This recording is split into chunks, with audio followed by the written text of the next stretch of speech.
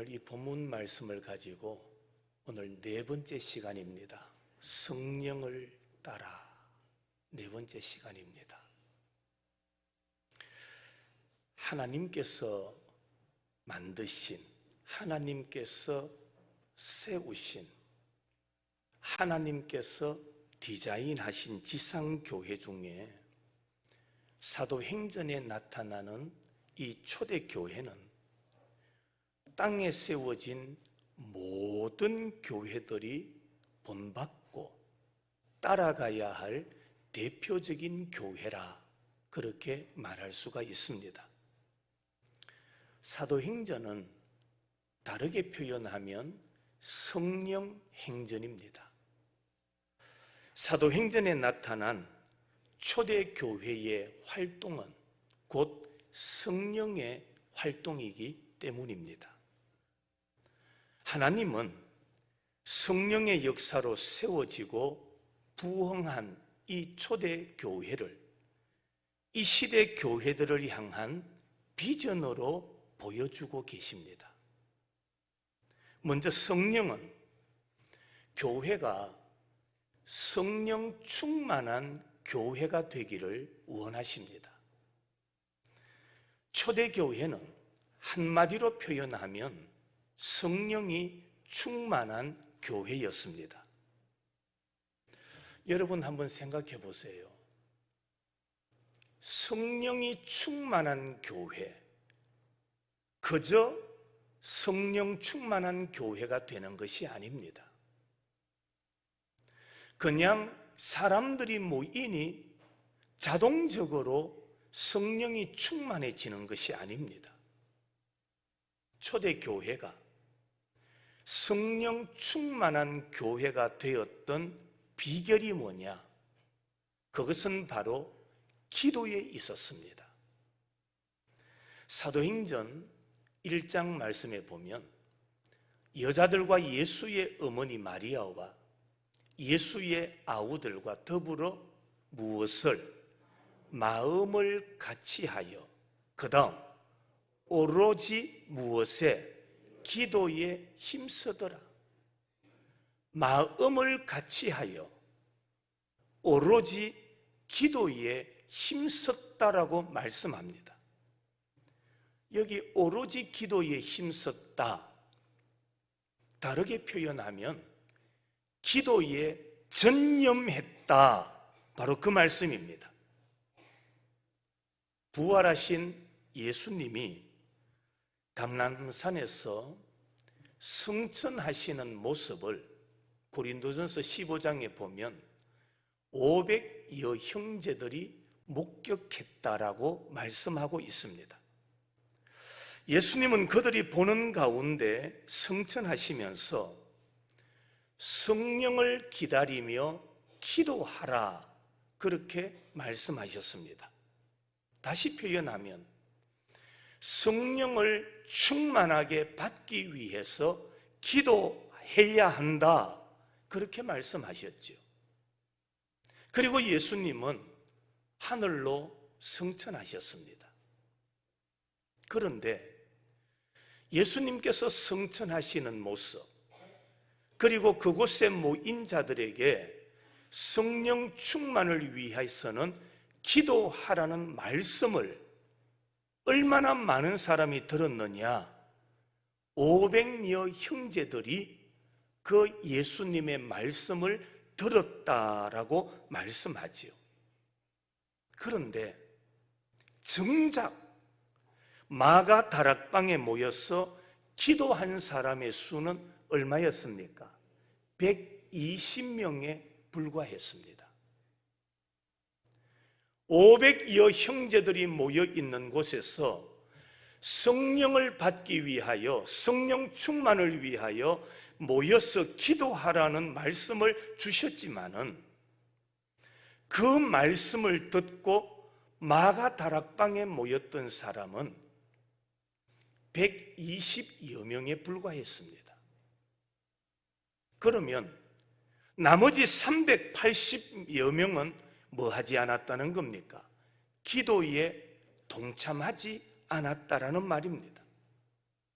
결국에 마지막까지 남아서 오로지 기도에 전념했던, 기도에 힘썼던 이 120명의 형제들에게만 뭐가 임합니까? 성령의 충만함이 임하셨던 겁니다.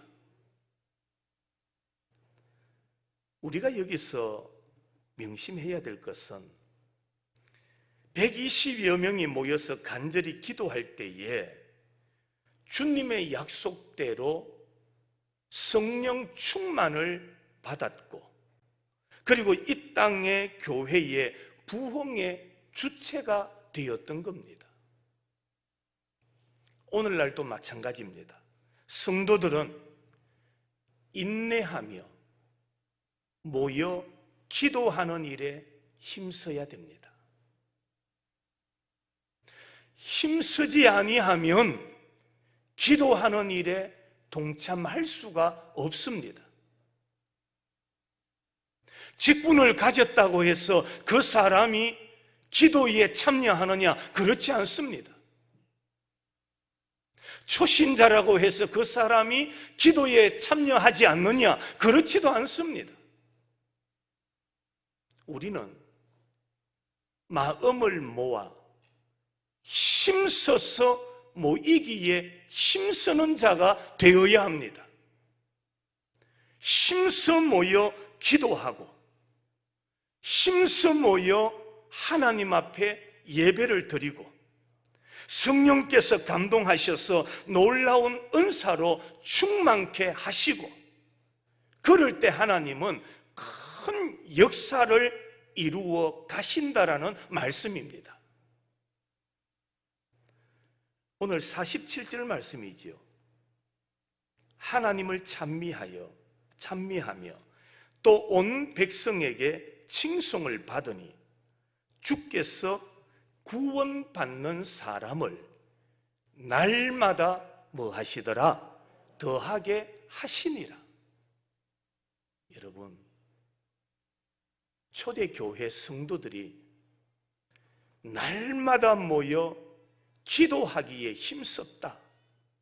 그것은 환경이 좋았기 때문에, 환경이 편리했기 때문에 그들이 모여서 기도에 힘썼던 것이 아닙니다. 초대교회는 핍박이 많았습니다. 환난이 많았습니다. 고난이 많았습니다. 그럼에도 불구하고 그들이 모여 간절하게 기도할 때에 그곳에 성령의 충만함의 역사가 일어났던 것입니다. 기도는 영혼의 호흡입니다. 한번 따라 하실까요? 기도는 영혼의 호흡입니다. 눈을 지그시 감고 말씀을 듣던 분들이 더 크게 따라 하셔야 돼요. 그래야 눈이 번쩍 떠여지는 거예요. 한 번 더 하실까요? 기도는 영혼의 호흡입니다. 호흡이 필요 없는 사람은 아무도 없습니다. 사람이 생존하기 위해서는 호흡이 반드시 필요한 것처럼 우리의 영혼의 건강함, 영혼의 아름다움, 영혼이 건강해서 열매 맺는 삶이 되기 위해서는 기도라는 호흡이 우리에게 반드시 있어야 한다는 말입니다. 예수님께서도 내 증인이 되라 그렇게 말씀하셨죠. 증인이 되라 말씀하시기 전에 먼저 주신 말씀이 뭐냐? 기도하고, 뭐하고? 기도하고 권능을 받아 내 증인이 되라 그렇게 말씀하신 거예요. 아무나 예수 그리스도의 증인이 되는 게 아니에요. 기도해야 돼요. 기도하는 사람에게 하나님께서 권능을 주시는 거예요. 그래야만 우리가 이 땅에서 예수 그리스도의 복음의 뭐가 될 수 있느냐? 증인이 될 수가 있는 것입니다. 예레미야 33장에 너는 내게 부르짖어라. 내가 너에게 뭐하고 응답하겠고. 그런데 우리가 기도하면 부르짖으면 어떤 일이 일어나느냐? 내가 알지 못하는 크고 그 다음 은밀한 일을 내게 뭐 하겠다? 여러분, 이게 누구에게 약속하신 겁니까? 기도하는 자에게, 부르짖는 자에게. 기도하면 여러분, 하나님은 나의 사고, 나의 상식의 범위를 뛰어넘어 주시는 거예요. 기도하면 내가 알지 못하는 크고 은밀한 일을 내게 보여주시겠다. 교회가 기도하면 하나님께서 교회에 이런 크고 은밀한 역사를 이루어 주시고, 성도가 기도하면 여러분의 가정에 크고 은밀한 일을 하나님께서 보여주시겠다고 약속하고 있습니다. 마틴 루터가 기도에 대해서 이런 이야기를 합니다. 기도는 인생의 가장 중요한 일이다. 아멘 되십니까?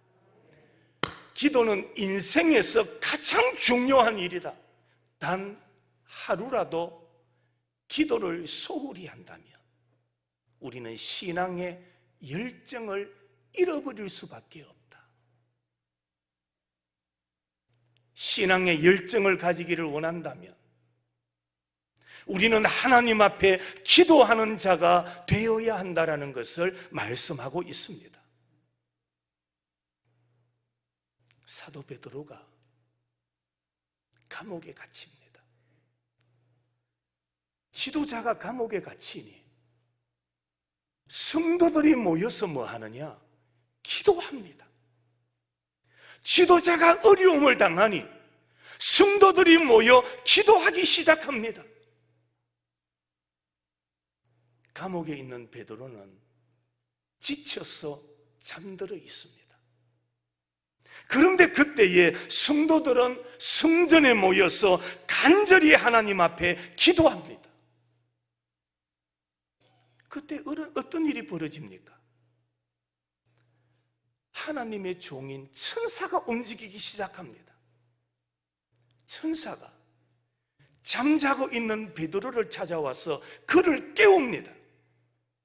그랬더니 쇠사슬이 풀리고 아무렇지도 않게 경비병들을 지나서 성을 빠져나오게 됩니다.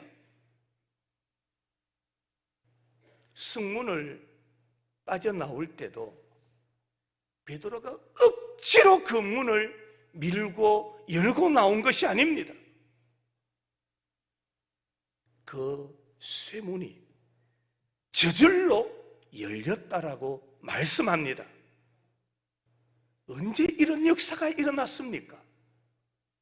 성도들이 성전에 뭐하여 모여서 뭐할 때에, 기도할 때에 하나님은 오늘날도 천사를 보내주시든지 아니면은 하나님의 크고 놀라운 방법으로 구원해 주실 것을 성경은 우리에게 약속하고 있는 겁니다.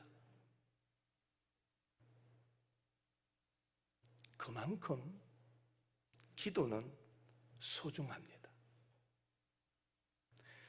내가 기도하면 하나님은 나의 일을 해 주십니다. 한번 따라 하십시다. 이것도 내가 기도하면 하나님께서 내 일을 해 주십니다. 믿으십니까? 내가 기도하면 나의 모든 일들을 누가 해 나가시느냐? 하나님이 하신다. 나라를 위하여 기도해야 되는 이유가 뭐냐? 우리가 살고 있는 이 지역을 위하여 성도가 기도해야 되는 이유가 뭐냐? 교회를 위해서, 가정을 위하여 기도해야 되는 이유가 뭐냐? 기도하면 일을 누가 하신다? 하나님이 일해 주시기 때문이라는 겁니다. 요즘은 아파트를 짓는 거 보면 대부분이 아주 높은 고층 아파트예요. 고층 아파트죠. 여러분, 그 고층 아파트에 사람이 짐을 운반한다고 한번 생각해 보세요. 쉬울까요? 어려울까요? 얼마나 어렵겠습니까? 그러나 크레인을 이용하면 바닥에 크레인을 딱 고정시켜서 그 큰 크레인을 통하여 무거운 짐을 운반하면은 일이 어떻습니까? 너무나 수월해요. 너무나 쉬워요. 기도는 바로 이런 겁니다. 내가 하면 너무나 어려워요. 내가 하려고 하면 너무나 힘이 들어요.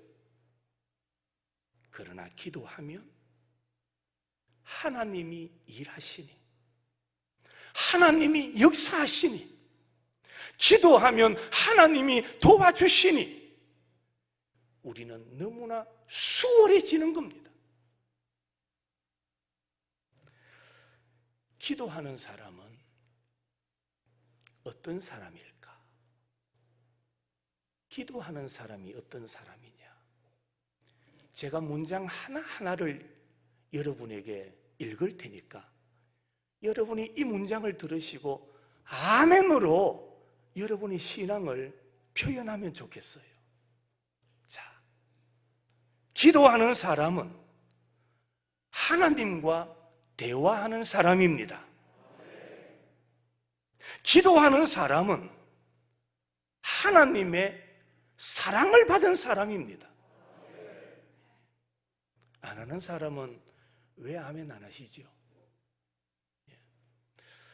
마스크를 착용하고 계셔도 대답을 하면 여기 움직여야 돼요.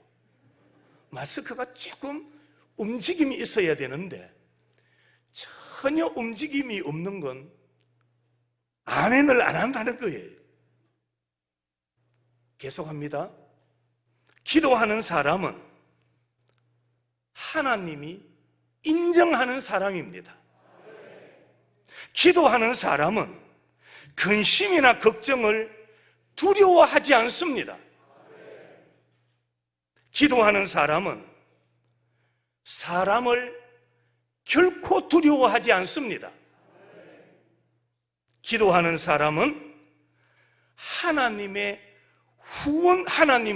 후원자로 둔 사람입니다. 기도하는 사람은 마음에 참 평안을 얻은 사람입니다. 기도하는 사람은 남을 위하여 기도하는 것을 기뻐합니다. 기도하는 사람은 마음이 겸손하고 온유합니다. 갈수록 작아져요. 아직 많아요. 끝까지 하세요. 기도하는 사람은 하나님과 함께 놀라운 일을 하게 됩니다. 기도하는 사람은 어떤 일에서도 자기 뜻대로 하지 않습니다. 기도하는 사람은 성령을 통하여 하나님의 비밀을 알게 됩니다. 기도하는 사람은 어떤 어려움의 상황에서도 흔들리지 않습니다. 기도하는 사람은 주님의 말씀에 온전히 순종합니다. 기도하는 사람은 언제나 마음의 천국을 이루며 삽니다. 기도하는 사람은 얼굴과 삶에서 빛이 납니다. 기도하는 사람은 사람의 거짓말과 유혹의 말을 듣지 않습니다. 기도하는 사람은 언제나 강하고 담대한 믿음을 갖게 됩니다. 기도하는 사람은 영광스러운 소망을 갖고 기뻐합니다.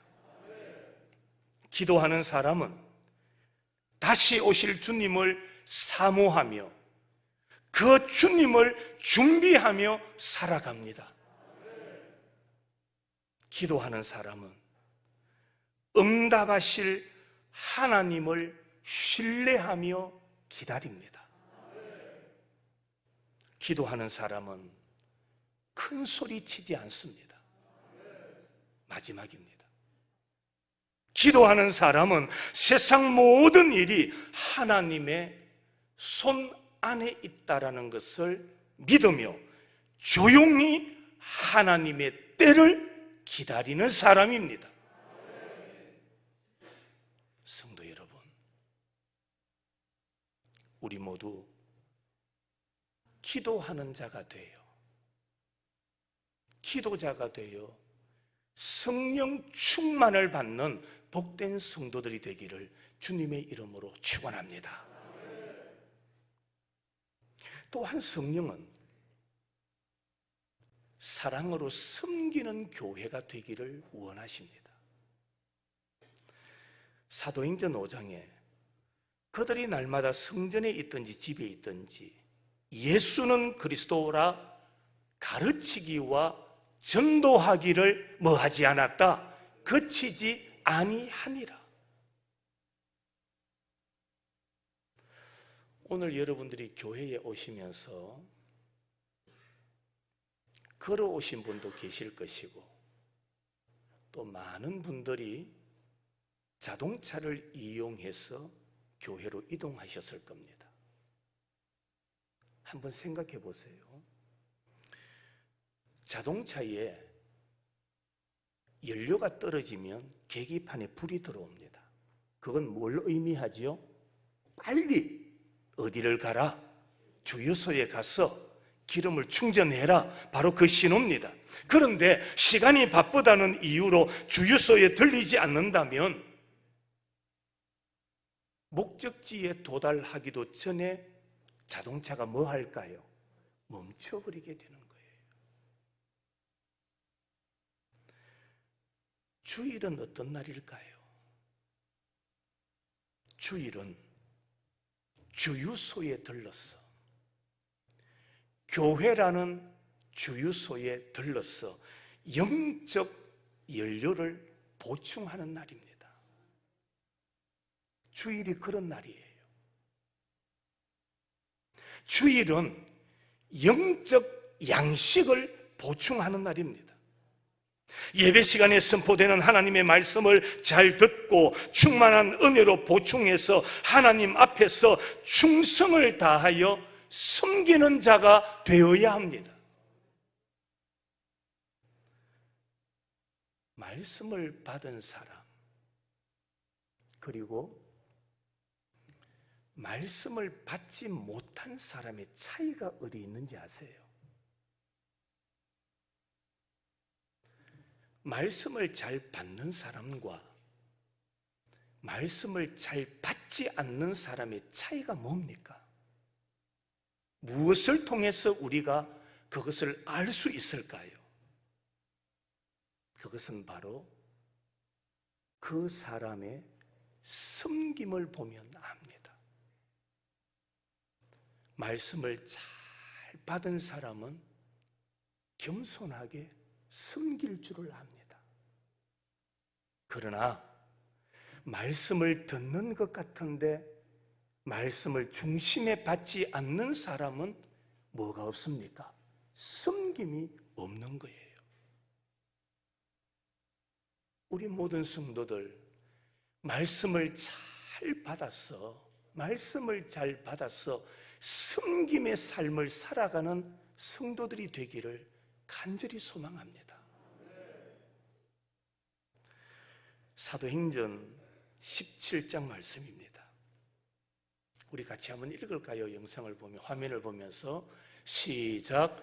베레아에 있는 사람들은 데살로니가에 있는 사람들보다 더 너그러워서 간절한 마음으로 말씀을 받고, 이것이 그러한가 하여 날마다 성경을 상고함으로. 여기 보면 우리 개역 개정판에서는 더 너그러워서 그렇게 말씀하지요. 이전 개역 한글 성경에서는 더 뭐하다? 신사적이다. 젠틀맨이라는 말입니다. 누가 젠틀맨입니까? 누가 신사입니까? 어떤 사람이 너그러운 사람입니까? 하나님의 말씀을 잘 받는 사람입니다. 말씀을 잘 받는 사람이 젠틀맨입니다. 말씀이 그러한가 하여 말씀을 상고하는 사람, 말씀을 가까이 하고 그 말씀을 묵상하는 사람, 그 사람이 성경에서는 신사다, 젠틀맨이다라고 말씀합니다. 그것뿐만이 아니지요. 말씀을 받을 때 그들은 어떻게 받았다라고 말합니까? 간절한 마음으로 말씀을 받았다. 간절한 마음.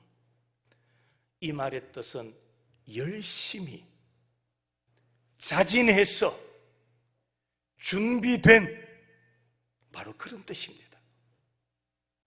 베레아 사람들은 준비된 마음과 그들이 할 수 있는 모든 열심을 다하여 하나님의 말씀을 받았다. 마태복음 13장에 보면 말씀은 준비된 마음에 떨어질 때에 좋고 많은 열매를 맺을 수 있다라고 말씀하고 있습니다. 오늘 42절 말씀입니다. 그들이 사도에 뭘 합니까? 가르침을 받아 서로 교제하고 떡을 떼며 오로지 기도하기를 힘쓰니라. 초대교회 성도들은 서로 교제하며 떡을 떼며 기도할 때에 누구의 가르침을 받아? 사도의 가르침을 받았습니다. 그 가르침을 받고 교제하고 떡을 떼고 기도하기에 힘쓸 때에 하나님은 그 초대교회 안에 부흥의 역사, 성령 충만의 역사를 허락해 주셨던 겁니다. 44절부터 46절까지의 말씀입니다. 우리 다 같이 한번 읽고 말씀을 마무리합니다. 시작. 믿는 사람이 다 함께 있어 모든 물건을 서로 통용하고 또 재산과 소유를 팔아 각 사람의 필요를 따라 나눠주며 날마다 마음을 같이하여 성전에 모이기를 힘쓰고 집에서 떡을 떼며 기쁨과 순전한 마음으로 음식을 먹고.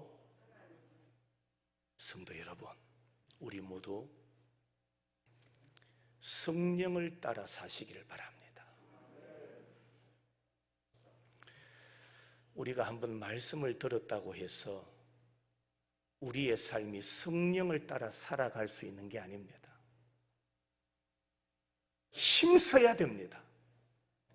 노력해야 됩니다. 힘쓰지 않으면 저나 여러분이나 또다시 넘어집니다. 성령 충만한 자가 되기 위하여 우리는 힘써서 성령 충만한 교회, 사랑으로 섬기는 교회로 세워가는 우리 모든 성도들이 되기를 주님의 이름으로 축원합니다.